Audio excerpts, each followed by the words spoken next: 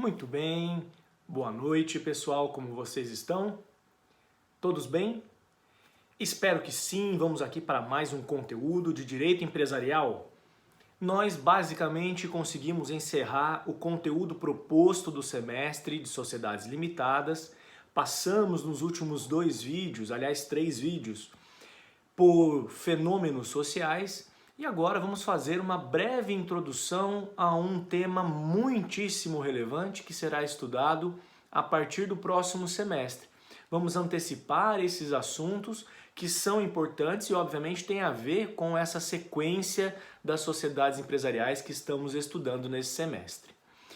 Vamos falar então a partir de agora das sociedades anônimas, sociedades de grande investimento, de capital geralmente muito alto, que exploram atividades econômicas com a finalidade básica, principal, essencial de lucro. Como todas as outras, obviamente tem um fim lucrativo, mas essa tem características peculiares, diferentes dessas 3 que nós estudamos até aqui, enquanto direito empresarial. Só para a gente fazer uma breve retomada, nós estudamos então nesse semestre o quadro geral das sociedades, vimos as não personificadas e as personificadas, passamos a estudar dentro das personificadas algumas exposições de sociedades simples e passamos a estudar as sociedades empresárias. Vimos a teoria geral do direito empresarial, vimos as 3 sociedades contratuais, nome coletivo, comandita simples e sociedade limitada, e deixamos agora para o próximo semestre 2 sociedades empresariais não contratuais, são chamadas estatutárias, as sociedades anônimas e as comanditas por ações. Como o próprio nome já estabelece, essas sociedades, diferentes daquelas que todas já estudadas, né, daquelas que já estudamos, todas elas têm um capital dividido de maneira diferente, exatamente para permitir uma flexibilização, uma transmissão dessas cotas, dessas frações, de maneira mais fácil, mais ágil, em comparação com as estruturas contratuais que nós já estudamos.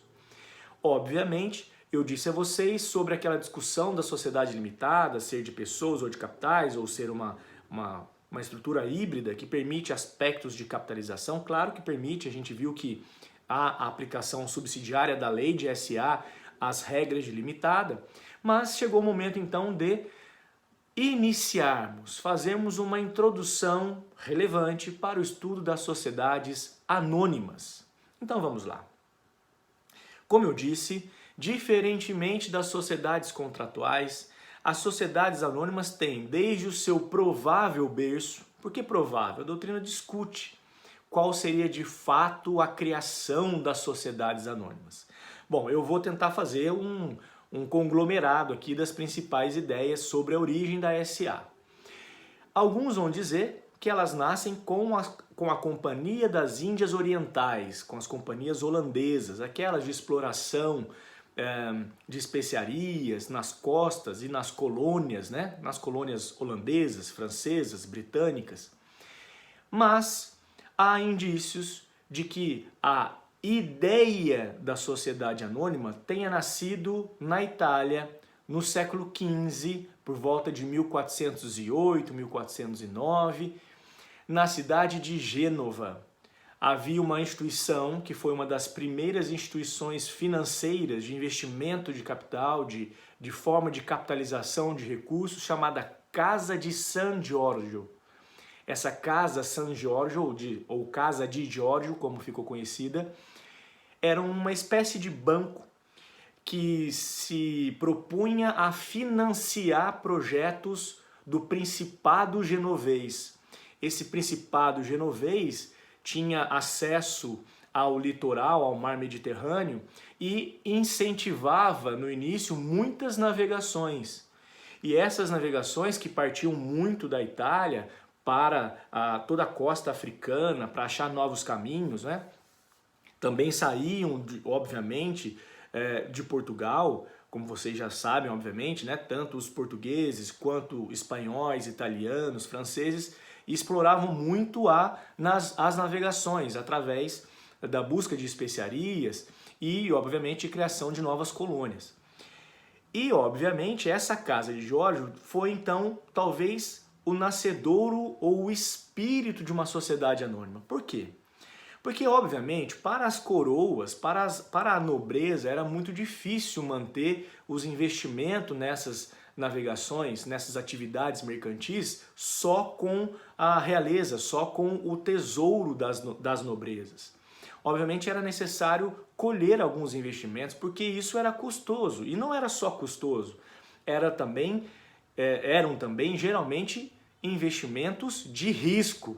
Eu sei que não é o momento oportuno para falar em investimento de riscos, né? Porque tem muita gente envolvida com isso hoje em dia. A Bolsa de Valores no Brasil conseguiu uma certa popularização, muita gente investe em ações hoje, que é um negócio de risco, como a gente vai falar mais para frente. Mas como se dava essa atuação da casa de Geórgio? A ideia era fomentar algumas atividades, dentre elas as navegações, para que a coroa, o reino, não tivesse que despender toda a sua riqueza, ou boa parte da sua riqueza, para encontrar esses caminhos. Então qual era a proposta? Colher investidores, informar que haveria navegações e que o resultado daquelas navegações seria dividido de acordo com o aporte, de acordo com o investimento que algum terceiro quisesse fazer junto à casa de Geórgio e, obviamente, junto à coroa. Ou seja, eles faziam uma sociedade. A casa de Geórgio recolhia, capitalizava recursos junto com recursos da coroa e financiava, obviamente, essas navegações, dentre outras atividades, mas basicamente através das navegações para o Principado Genovês, para o Principado de Gênova.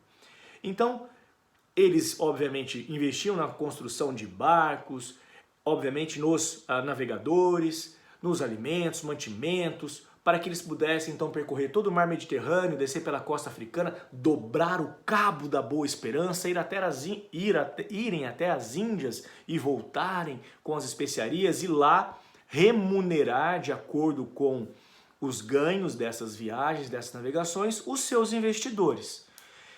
Essencialmente, essa ideia de compartilhar ganhos é um aspecto essencial da sociedade anônima. Mas também há um outro aspecto, esse aspecto da impessoalidade. Eram aceitos quaisquer investidores. Não precisava ser da nobreza, não precisava ser italiano, não precisava, ou genovês, né? Porque ainda não havia a criação do Estado italiano.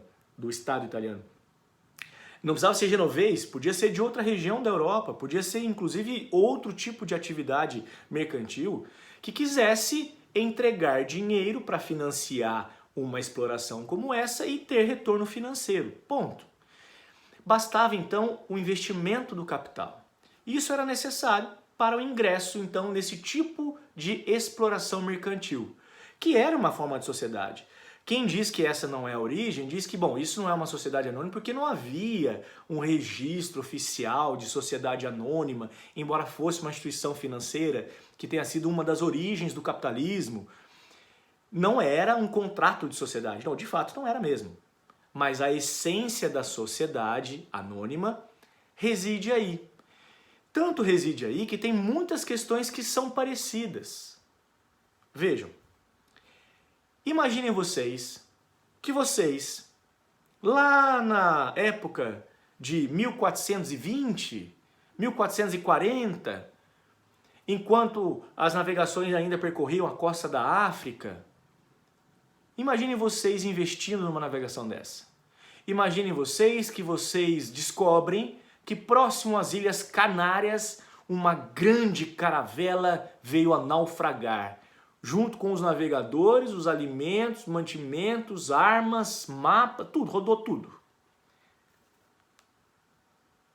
O que acontecia com o seu investimento? Seria perdido.